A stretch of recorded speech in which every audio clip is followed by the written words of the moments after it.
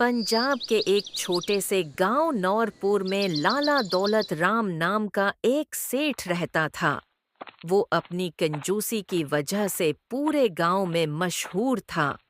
उसकी उसी आदत की वजह से उसकी बीवी शमा और बेटा अहमद हमेशा परेशान रहते थे।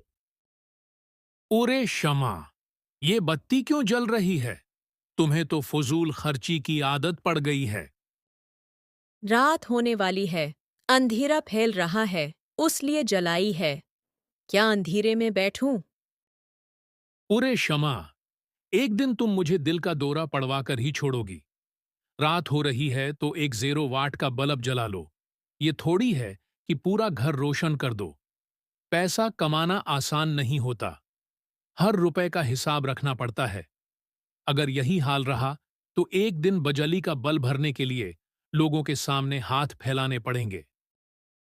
अच्छा अच्छा, बस भी करें। एक बल्ब क्या जलाया, आपने पूरी कहानी बना दी। दौलत राम अपनी बीवी और बेटे पर भी पैसा खर्च नहीं करता था। एक दिन अहमद दौड़ता हुआ आया और बोला, अबू, मुझे चॉकलेट चाहिए, प्लीज ले दें। फिर चॉकलेट? हर वक्त चॉकलेट की रट लगाए रखता है। तुझे मालूम है चॉकलेट कितनी महंगी आती है? और वैसे भी चॉकलेट से दांत खराब हो जाते हैं। लेकिन अबू, मेरे सब दोस्त खाते हैं। बस एक छोटी सी चॉकलेट ले दें। नहीं, एक लफ्ज और नहीं। चॉकलेट सेहत के लिए भी खराब है और पैसे की बर्बादी भी। जाओ यहां से। अहमद उदास होकर चला गया। साल गुजरते गए और अहमद बड़ा होता गया। उसे क्रिकेट का बहुत शौक हो गया। एक दिन उसने कहा, अबू, मुझे क्रिकेट किट चाहिए। हर वक्त खेल कूद ही सोचती है। पढ़ाई पर ध्यान दो। अबू, मैं बहुत अच्छा खेल सकता हूँ, सिर्फ एक बेट ही दिलवा दें। अभी कुछ नहीं मिलेगा। अगले दिन दौलत राम गांव के एक बाबा के पास गया जो उसकी हर बात का हल बताया करते थे। बाबा जी, मेरा बेटा बेट बॉल मांग रहा है। कोई ऐसा तरीका बताएं कि उसकी जद खत्म हो जाए। इसे एक लकड़ी और एक पत्थर दे दो और कहो पहले उनसे मशक करे। जब अच्छा खेलने लगे तो बैट खरीद देना। वाह बाबा जी, क्या जबरदस्त हल है। हाँ, लेकिन जाते हुए चंद हजार रुपए नजराना जरूर दे जाना, वरना बेटा लाखों का नुकसान करवा देगा। ये वाहद जगह थी जहां दौलत राम कंजूसी नहीं करता था, क्योंकि उसे बाबा के गजब का डर लगता था। घर वापस आकर उसने अहमद को एक लकड़ी और पत्थर पकड़ा दिए। ये लो, इन्हीं से मश्क करो। जब अच्छा खेलने लगोगे तो बैट मिल जाएगा। लेकिन अबू, उससे कैसे खेलूं? जो कहा है वही करो। अहमद ने कोशिश की, मगर जाहिर था कि वो ऐसा नहीं कर सका। उसका क्रिकेटर बनने का ख्वाब वहीं टूट गया। वक्त गुजरता गया। अहमद बड़ा होता गया और उसे अपने बाप की कंजूसी पर गुस्सा आने लगा। खास तौर पर उस वक्त जब वो अपनी माँ शमा की बेकदरी देखता। एक दिन उसने कहा, अबू, आप उम्मी को कभी नई साड़ी या जीवर क्यों नहीं दिलाते? लोग उनका मजाक उड़ाते हैं। पुराने कपड़ों में भी काम चल जाता है। फजूल खर्ची की क्या जरूरत है? आप कभी कुछ नहीं समझते। रहने दो बेटा, तुम्हारे अबू का यही मिजाज है। अहमद की 18वें सालगिरह आई तो शम्मा ने जिद की कि एक दावत होनी चाहिए। दौलत राम ने बड़ी मुश्किल से हामी भरी, वो भी बाबा से मशूरा लेने के बाद।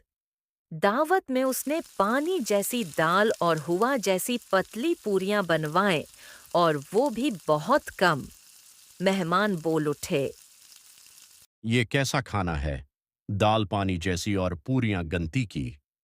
क्षमा, हमें बुलाने से बेहतर था न बुलाते। मेहमान नाराज होकर चले गए। शमा खामोश रही, मगर अहमद के दिल में गुस्सा और बढ़ गया। कुछ उरसे बाद अहमद अपने बाप की दुकान संभालने लगा। एक शाम वो दुकान से वापस आया तो मुंशी भी साथ था। सीठ जी, आज बहुत मुनाफे हुआ है। अहमद साहब ने खूब कारोबार किया। वाह, बहुत अच्छी बात है। चलो मुनाफा का हिसाब दिखाओ। अबू, सारा मुनाफा मैंने पार्टी में उड़ा दिया। क्या तुम्हें अंदाजा है पैसा कमाना कितना मुश्किल होता है? अबू, आप तो हमेशा बचत करते रहे। मैंने सोचा थोड़ा मजा भी ले लिया जाए। तुमने मेरी कमाई बर्बाद कर दी।